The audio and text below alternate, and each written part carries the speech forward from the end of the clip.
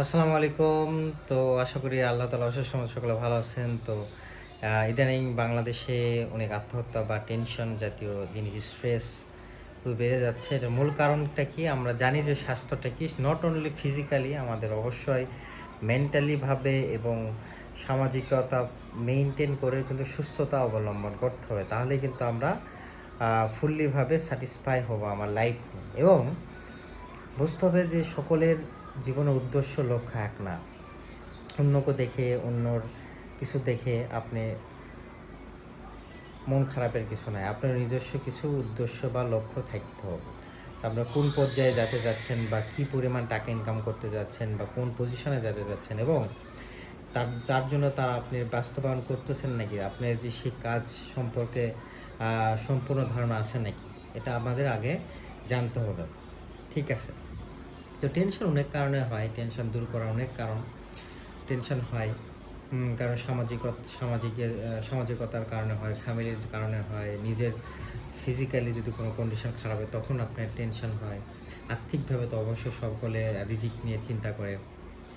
তো এই কারণে অনেকে টেনশন হয়। তো টেনশন দূর করে অনেক কিছু নিয়ম আছে, যেমন হলো অবশ্যই আপনি সকলেই যে সবসময় শ্বাসের ব্যায়াম করবেন, যেন মানসিক এই যে স্ট্রেস, এই যে চাপটা যা নিতে পারেন, এর জন্য সবসময় গ্র্যাটিটিউড নিতে হবে, অর্থাৎ সম্পূর্ণ আপনার আল্লাহ তাআলার যেটা দিছে সেটাকে মেনে নিতে হবে এবং সবসময় আল্লাহ তাআলার কাছে দোয়া করতে হবে যে যে পর্যায়ে আছে আলহামদুলিল্লাহ ভালো আছি। মন থেকে চাইতে হবে যে মানুষের সামনে আলহামদুলিল্লাহ, বাসায় গেলে গালি দেওয়া যাবে না। ঠিক আছে? এবং আপনার একটা রোড ম্যাপ থাকবে যে আপনি কোন পর্যায়ে যেতে যাচ্ছেন বা কত বছর লাগবে, সেই পরিমাণে আপনার প্ল্যানিং করা। যে প্রতিদিনের প্ল্যান, সেই হিসাবে আপনি কতদূর আপনার সেটা ফুলফিল হলো সেটা মনিটর করা। তাহলে আপনি বুঝতে পারবেন যে আপনি সেখানে যেতে পারবেন কি পারবেন না।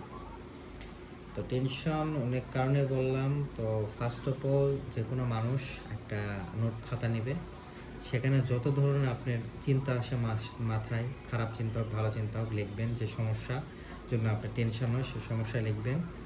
লেখার পর তারপর আপনি অ্যানালাইসিস করবেন যে আপনি কি পারবেন সমাধান করতে। সেটা আপনার একটা সম্পূর্ণভাবে রোডম্যাপ করবেন যে এটা পারবো, এটা করবো, এইভাবে যাবো, বাস্তবায়ন করবেন। বাস্তবায়ন করতে হবে। তারপর কি করতে হবে, যেটা আপনার দ্বারা হবে না, সম্ভব হয় না, দেখতেছেন আপনার দ্বারা সম্ভব না, ইম্পসিবল, সেটা আল্লাহর ওয়াস্তে আপনি ওটা ছেড়ে দিতে হবে। তাহলে দেখবেন আস্তে আস্তে আস্তে আস্তে আমার টেনশনটা দূর হচ্ছে। ঠিক আছে? এটা নিয়ে আর যদি ওইটা নিয়ে সারাদিন চিন্তা করেন, নেভার এভার কখনোই ওটা আপনার মাথা থেকে যাবে না। এতে করে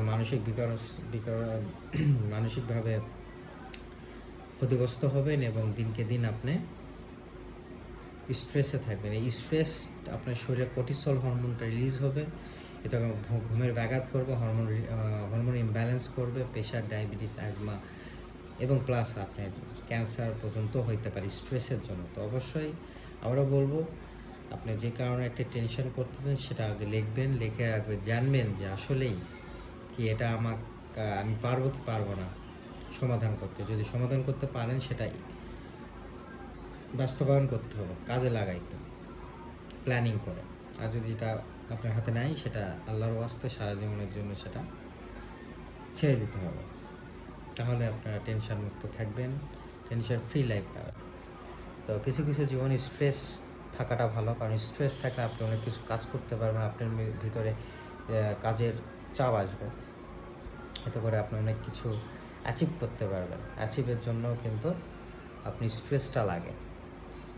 তো এটাই বলবো। তো সবার কন্ডিশান, সবার লক্ষ্য উদ্দেশ্য এক হয় না। আপনার ভাই কী করলো, আপনার পাশে কী করলো।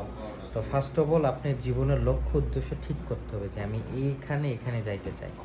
তাই আপনি এমন লক্ষ্য উদ্দেশ্য ঠিক করলেন যে আপনার যে কী বলবার অবাস্তব, এটা করা যাবে না। আপনি যতটুকু যাইতে পারেন সেই হিসাবে রোডম্যাপ করতে হবে, তারপর বাস্তবায়ন করতে হবে, তারপর বাস্তবায়ন করতে হবে, কাজে লাগাইতে হবে। তারপর আপনার এটা কী করতে হবে, ভালো করতে হবে। তো আদারওয়াইজ আবারও বলতেছি, যেটাই করেন কখনো এটা কিন্তু ভালো হবে না। আপনি অবশ্যই টেনশন মুক্ত যদি ফ্রি জীবন চান, অবশ্যই ইসলামিক জীবনযাপনের মধ্যে আসতে হবে। আদারওয়াইজ আপনি কখনোই সুখী হইতে পারবেন না, শান্তি পাবেন না।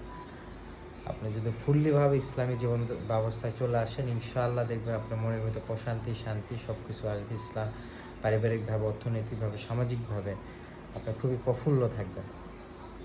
তো ভালো থাকবেন, সুস্থ থাকবেন। আসসালামু আলাইকুম।